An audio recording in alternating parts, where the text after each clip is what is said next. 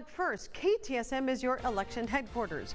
And as we've mentioned, 8 candidates are looking to become El Paso's next mayor. 7 were at the Convention Center today sharing their vision for the city and other issues related to our community.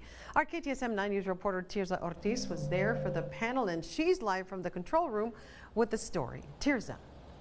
That's right, Estella. Today's events were held by the Central Business Association, where 7 out of the 8 candidates were able to give their thoughts and opinions on a number of topics, including economic development, infrastructure, public safety, and more.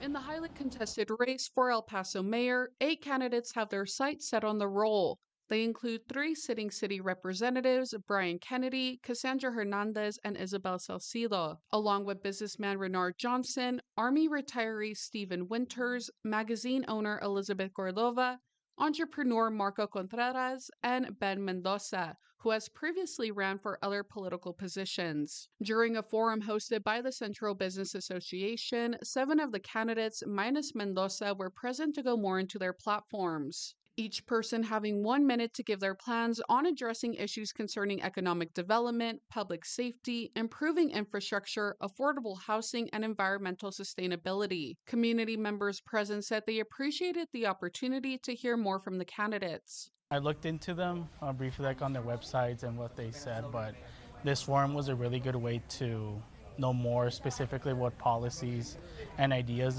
they want to contribute. Telling me what kind of leader they think the city needs to move forward.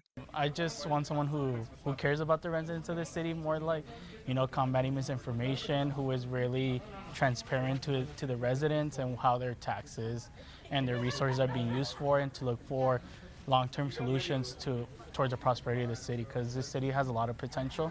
Somebody who can set a vision, somebody who can move us forward.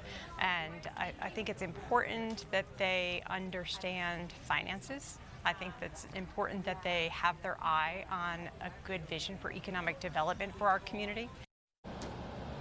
Now, if this race heads into a runoff election, that'll be held December 14th. Now, the winner of that will go ahead and take office in January to serve out a 4-year term. Live in the control room, Tirza Ortiz, KTSM 9 News, back to you. Okay, Tirza, thank you. And all city elections are nonpartisan.